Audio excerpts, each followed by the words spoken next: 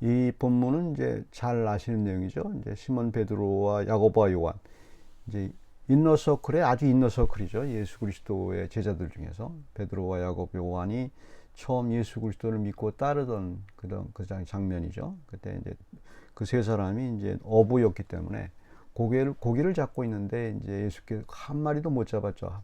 밤새도록 고기를 잡았는데, 근데 이제 예수께서 깊은 데로 가서 그물을 던지라 했더니 그래서 그물을 던졌더니 어마어마한 고기가 잡혔어요. 그리고 나서 이제 베드로가 갑자기 뜬금없이 내가 죄인이니까 나를 좀 떠나달라. 이제 그런 장면이죠. 유명한 장면이죠. 근데 여기서 이걸 잘 봐야 돼요. 그냥 여러 가지 갖고 있는 그 상식적인 것으로, 우리가 상식적인 것으로 이해할 수 없는 것이 많아요. 그게. 그러니까 성경 말씀이니까 그냥 우리 이성을 사용하지 말라는 게 아니에요. 성경 말씀일수록 우리의 이성과 논리를 사용해야 돼요. 그래서 끝까지 파들어야 돼요. 이거 왜 그런가? 그냥 상투적으로 그냥 받아들이지 말고, 그걸 사람들이 많이 이용을 하니까, 그러니까 비신앙적인 것으로 많이 이용을 해요. 여기서 중요한 게 있어요. 이제 사람들이 이제 믿음을 이해를 할 때 교회 안에는 믿지 않는 사람도 있고 믿는 사람도 있어요. 근데 그 본인 양심밖에 몰라요. 그거는 하나님 모르게 하셔서요. 그걸 알게 되면 큰일 나죠. 그래서 거듭난 사람도 있고 거듭나지 않은 사람도 있어요. 그게 굉장히 중요한 포인트인데, 이제 그거는 뭐 그렇다 치고, 그랬을 경우에 거듭나지 않은 사람 같은 경우는 일반적인 상식과 일반적인 철학을 갖고 있잖아요. 세상에 아무리 식이 많아도. 그래서 이제 거기서 믿음을 이제 해결을 해야 돼요. 믿음이 뭔지, 그다음에 이게 죄가 뭔지. 그래서 이제 그 믿음에서 오늘날은 이제 죄의 개념이 많이 사라졌어요. 뭐 아마는, 왜냐하면 서구 교회가 망가진 게 죄의 개념이 없어졌어요. 그래서 이제 그 얘기는 무슨 얘기냐면, 뭐 신앙이 거의 사라진 거와 마찬가지죠. 그래서 이제 진짜 신앙이 뭔지, 그리고 그 죄를 알아야 우리는 이제 그 예수님께 갈 수 있고 믿음을 알 수가 있는데, 죄를 모르는 상태에서 그냥 예수를 믿는다는 건 그건 거짓말이에요. 거짓말이고, 그러면 그 죄가 뭔지를 이제 확정을 해야 되잖아요. 도대체 세상이 말하는 모든 우리가 학교에서 배우고 모든 아주 머리 좋은 사람들이 죄를 어떻게 규정했는가를 생각해 보셔야 되잖아요. 죄를, 그 개념을 먼저 알아야 돼요. 우리도 그 개념을 모르면 아무것도 안 돼요. 그 죄에 대한 개념이, 죄가 뭔지 끝까지 과학적으로 파들어야 돼요. 그게 뭔지 우리 이성으로 생각을 해야 돼요. 그걸 규정하지 않고 그냥 무조건 하는 거는 그건 바보가 돼요. 그러니까 이제 그 죄에 대한 규정을 오늘 정확하게 알았으면 좋을 것 같아요. 그러니까 이제 뭐 플라톤으로 이후로 뭐 동양이고 서양이고 쭉 내려와 가지고 죄에 대한 개념을 정확하게 이제 사람들이 이제 기껏 해석한 것이 어떤 거냐면, 그러니까 예를 들면 돼요. 예를 들면 이제 오늘날 그 한국에서 일어난 일들이 참 좋은 예예요. 좋은 예가 들죠. 윤석열 씨가 죄를 졌잖아요. 근데 이제 모든 사람들이 죄를 해석하는 방법이에요. 죄를 어떻게 해석을 하는가 말이에요. 머리 좋은 사람들이 이렇게 해석을 하죠. 어떻게 해석을 해요?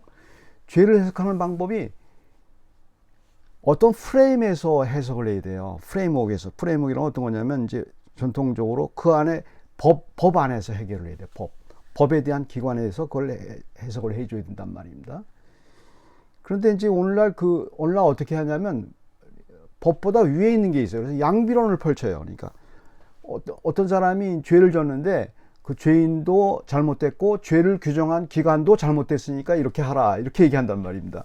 그게 오늘날의 상황, 그게 한국에서만 있는 상황이 아니고 전 세계가 다 그래요. 전 세계가 그렇게 해서 정치와 모든 것을 이제 이용을 하고, 우리나라도 어느 교회에서도 그러고, 그다음에 사람들과의 그 언쟁이 일어날 때도 그러고, 절대 이제 언쟁이 일어날 때 꼭 양비론을 사용한다고.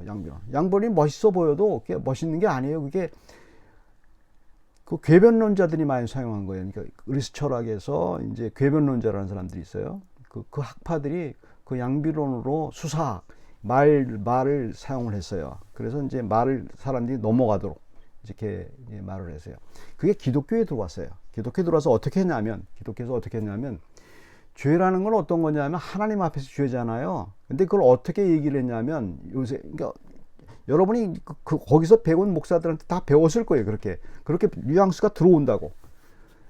어떻게 하냐면은 이렇게 얘기를 해요.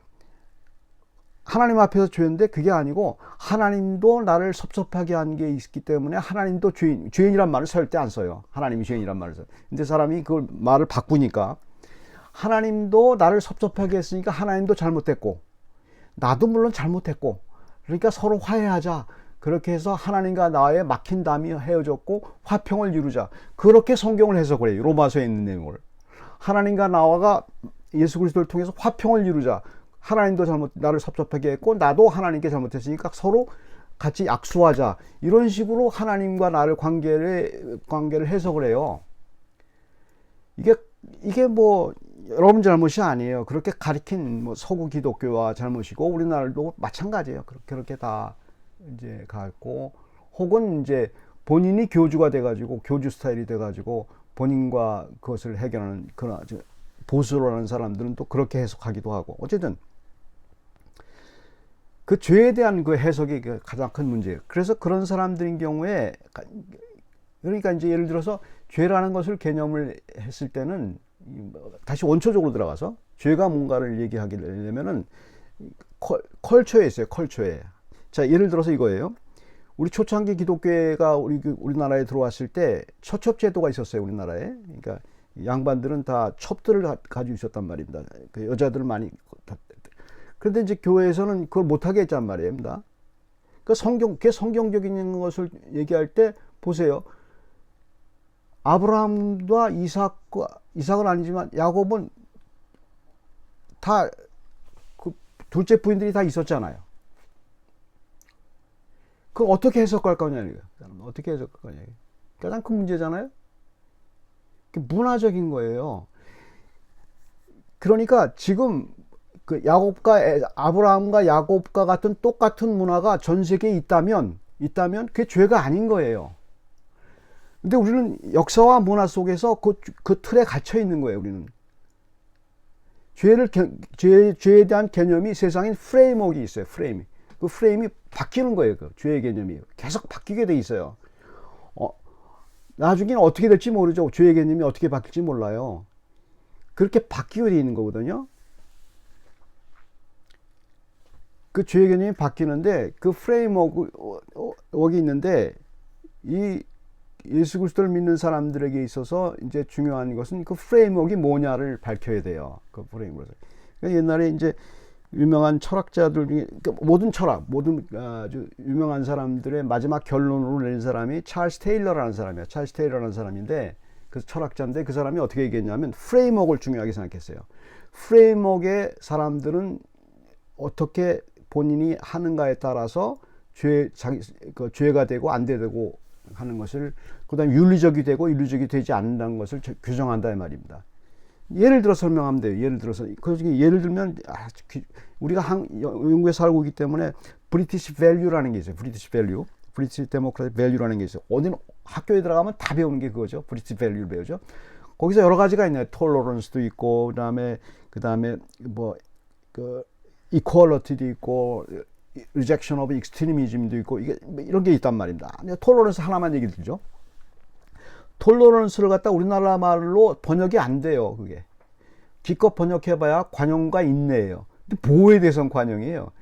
이거를 이해하려면 이렇게 관용이라는 건 어떤 거냐면 여기서 말 쓰는 톨러런스는 어떤 개념이냐 관용이라는 말은 어떤 인내죠. 그건 어떤 개념이냐면 어떤 사람이 죄를 지고 있어요. 죄를 짓고 있는데 그 죄를 짓고 있는 것을 참아내는 것을 얘기하는 거예요. 어떤 사람이 참아내는 거예요. 그 참는 걸 관용이라고 그래요. 예를 들어서 이거예요.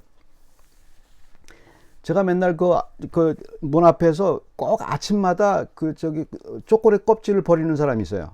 아주 얄미운 사람이에요. 담배꽁초를 꼭 거기다 버려요.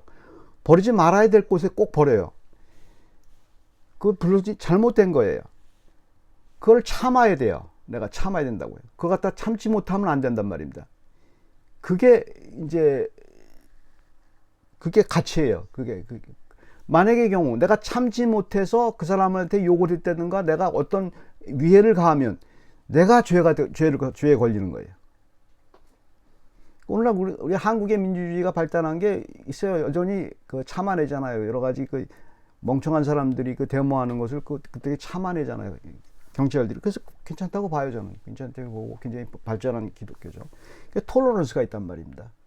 그러니까 우리는 죄를 지는 어떤 사람이 나오거나 극악적인 죄를 지는 어떤 사람이 나오면 무슨 생각을 해요? 보통 사람들은 슈퍼맨을 바라요. 슈퍼맨이 나타나서 저 사람을 싹쓸이 해버렸으면 좋겠단 말입니다. 너무 힘드니까. 왜냐하면 힘드니까. 하지만 그렇게 될 수 있는 상황이 아니거든요. 그러니까 톨러런스예요, 끝까지. 그래서 법의 어떤 법이라는 것은 천칭이 있잖아요. 밸런스예요. 밸런스. 가해자와 피해자 사이에 밸런스를 맞추는 게 그거지, 양비론을 펼치는 건 아니에요. 법이죠. 자, 그렇단 말입니다. 그러니까 이제 그러나 세상 사람들이 생각하는 죄의 개념이에요. 제가 여태까지 설명한 건 세상 사람들이 생각하는 것은 다시 프레임워크, 어떤 뭐 컬처도 좋고 어떤 브리티시 밸류도 좋고 자기가 생각하는 밸류, 사회가 규정한 밸류가 있어요. 사회가 공통적으로 밸류로 규정을 했어요. 규정을 해서 그 밸류에 들어오면 내가 그 선이 있는데 그 선을 넘으면 내가 죄를 지은 거가 되고, 선을 넘지 않으면 죄가 아닌 거예요. 모든 사람들은 그렇게 생각을 해요. 그러나 기독교는 달라요. 기독교라고 여기서 말하는 베드로는 다르게 해석을 해야 돼요. 그것을 그런 식으로 해석을 하게 되면 그것도 일부 있어요. 여기 신앙에서 말하는 죄와의 개념과는 아주 차이가 많죠. 신앙에서 말하는 죄의 개념이 뭐냐는 거예요. 그게 이제 베드로가 한 이야기죠. 자, 11절하고 이제 12절 보세요. 그러니까 8절에, 로마서 5장 8절에 보면, 시몬 베드로가 이를 보고 예수의 무릎 아래에 엎드려 이르되 주여 나를 떠나소서 나는 죄인으로소이다 하니, 이게 8절과 그 윗절에 어느 관계가 있다고 생각해요. 여기 프레임을 한번 찾아보세요. 여기서 뭐 프레임워크를 한번 찾아보세요. 여기서 찾아보시라고. 왜 베드로가 죄라고 자기 스스로를 규정했는가? 프레임워크가 뭐가 있어요? 여기서 찾아보세요. 그 앞뒤 규절을 한번 여러분이 찾아보시면 돼요. 이거 프랙티스를 하셔야 돼요. 어떤 프레임워크, 어떤 컬처, 어떤 것 때문에 이 베드로가 그 당시 문화로 들어가 가지고 왜 이게 죄라고 생각했냔 말이에요. 해결이 안 돼요. 이걸 그냥 그러니까 진기도 해석할 수 있어요. 진기도 해석할 수 있어요. 이게 뭐냐는 거예요. 왜 베드로가 죄인이라고 얘기했단 말이에요. 그 죄진 행동을 했어요. 그 안에, 그 위에 고기 많이 잡고 예수님 말씀대로 가서 깊은 데 가서 금을 던져라 그러니까 잡았단 말이에요. 말씀대로 했잖아요. 예수님 말씀대로 했잖아요. 근데 왜 죄인이라고 그랬냔 말이에요. 왜? 계속 생각을, 그러니까 이걸 갖다가 아주 논리를 생각해야 돼요. 그냥 그렇게 죄인이니까 죄인이야 이렇게 생각하지 말고 왜 죄인이라고 말을 했는지 이거를 프레임워크를 찾아야 되나. 과학자들이 말하고 철학자들이 말하고 오늘 한국의 상황도 말하고 거기에 대입했을 때 왜 베드로가 죄인인 것을 내가 밝혀야 되잖아요. 이제 그게 이게 신앙의 아주 분기점이에요. 이게 신앙으로 들어오는지 안 들어오는지 분기점에 있어요. 여기 그 경계선에 있는 사람 굉장히 많아요. 베드로가 거기서 그 죄인이라고 말할 근거는 없어요. 그래서 많은 사람들이 이 성경 본문을 해석을 할 때 서구 사람들이 해석을 어떻게 해석을 하냐면 PhD 갖고 놀라운 목사들은 어떻게 해석을 하냐면 이렇게 해석을 해요. 이건 다른 문서가 합쳐진 거야. 8절 이전과 8절 이후는 다른 문서 두 개가 합쳐져서 성경이 이루어진 거야. 이렇게만 얘기를 해요. 그러니까 이게 답답한 노릇이죠. 그게 우리나라에 들어와서 그걸 가르쳐요, 또 사람들한테.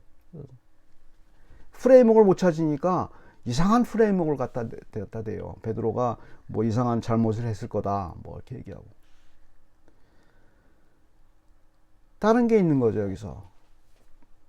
보세요. 구절을 그걸 이제 밝혀내면 돼요. 그게 어떤 프레임워크가 있어서 그런 거지. 우리는 여기서 추측을 할 수가 있어요. 그걸 추측할 수 있으면 이렇게 성경에서 밝혀내야 되죠. 9절 보세요. 이는 자기 및 자기와 함께 있는 모든 사람이 곱이 잡힌 것을 말미암아 놀라고.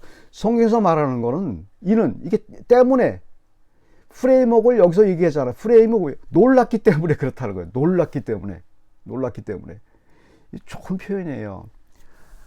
하나님을 만나면 하나님을 만나는 사람의 공통점이에요.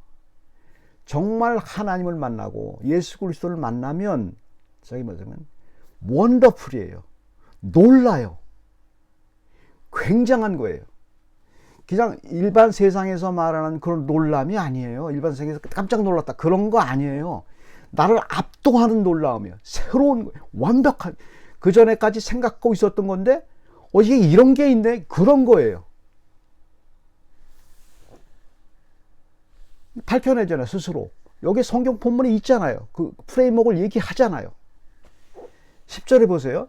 세베대의 아들로서 시몬의 동업자인 야고보와 요한도 놀랐음이라. 예수께서 시몬에게 이르시되 무서워하지 말라. 이제 후로는 네가 사람을 취하리라 하시니. 자, 여기서 놀란 다음에, 만 다음에 일어난 현상이 있어요. 그 다음부터는 놀라서 프레임워크를 발견하고 난 놀란 현상 중에 하나가 어떤 거냐면은 주님의 말씀을 알아들어요. 하나님의 말씀을 알아듣는다. 그 다음부터는 무슨 말씀을 하는지 알아듣는다고.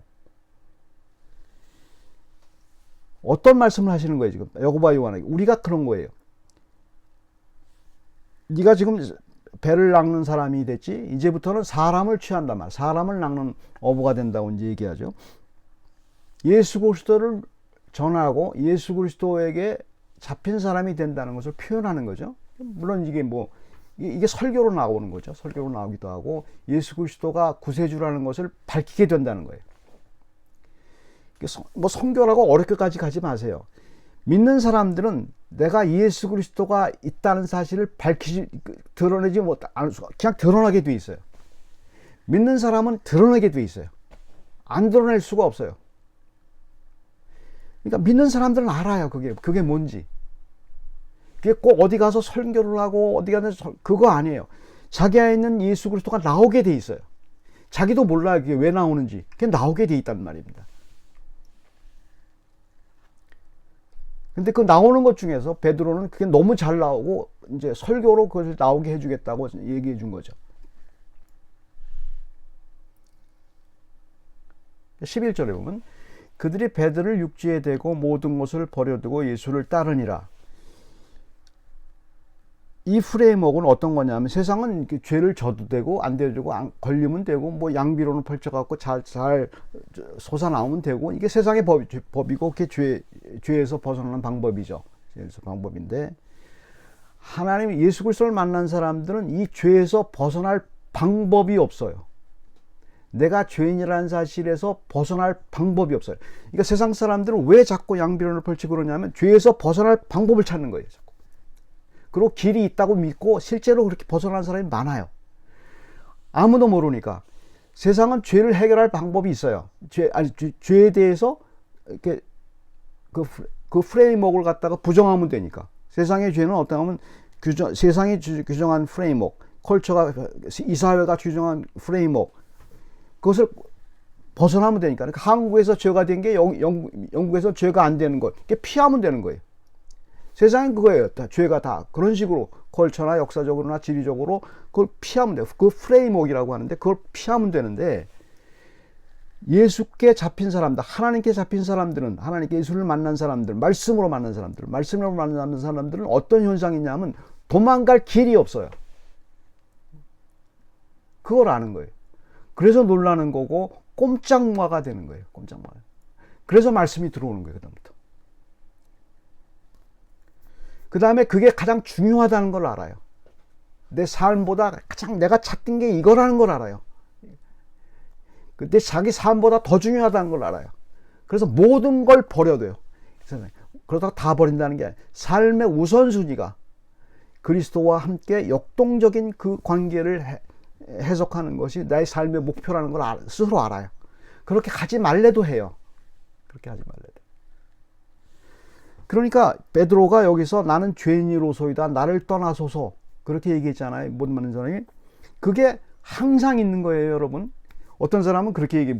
이걸 모르는 사람들은 죄인이로소이다, 나를 떠나소서. 그럼 이제부터는 예수 그리스도를 베드로가 얘기를 안 했을 거라고 생각해요. 나는 죄인이 아니다. 그렇게 그리스도를 만났기 때문에. 믿지 않는 사람들 그렇게 자꾸 생각을 해요. 오해를 해요. 역동성에, 다이나믹한 프레임워크의 역동성이에요. 그러니까 내 안에서 항상 죄인이고 항상 나는 주님이 떠났으면 좋겠고 주님 나 오지 마세요. 나는 항상 주인 이런 마음이 있고 동시에 예수께 가요. 이게 왔다 갔다 하는 거예요. 그 다이나믹이라고 그래. 다이나믹 프레임워크. 다이나믹하다고. 이거 사람은 이걸 이해 못하는 사람들은 정말 헷갈려요. 믿는 사람도 이해를 못해요. 그래서 우리는 계속 갔다가 그래서 일주일에 하면서 기도하면서 맨날 죄인이라고 하고 맨날 죄를 짓는 것 같은 거예요. 맨날 죄인이라고 그래요. 그 믿지 않는 사람들 이상하잖아요. 죄인이라 그러면 하지나 말든가. 그게 아니잖아요. 역동성을 얘기하는 거예요. 내 마음 속에서 내가 죄인이구나를 알게 되고 그 다음에 다시 또 주님께 오고 이게 계속 있는 거예요. 이게 거기서 놀라움을 알게 되는 거예요. 놀라움이 어떤 거냐면 아까 말한 고기가 많이 잡혔는데 이게 정말 놀라운 거거든요. 그 역동성, 그 감격으로 매일매일 살아가는 거예요. 그게 우리의 삶인 거예요.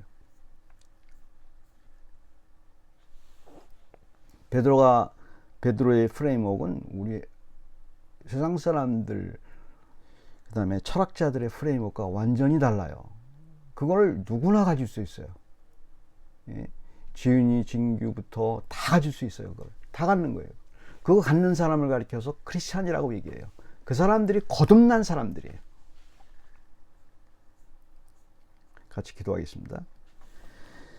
사랑의 하나님, 저희가 죄인인 것을 주께서 알게 해주시고 그리고 그것이 세상의 방법이 아니고 세상의 기준이 아니고 하나님이 제게 말씀하신 거고 그것을 알아차리고 그리고 주님과 함께 교제하겠다고 주님이 예수 그리스도가 우리 안에 나가는 그 삶을 보고 우리가 놀라워하고 살아갈 수 있는 힘을 저에게 주신 것을 믿고 감사드립니다.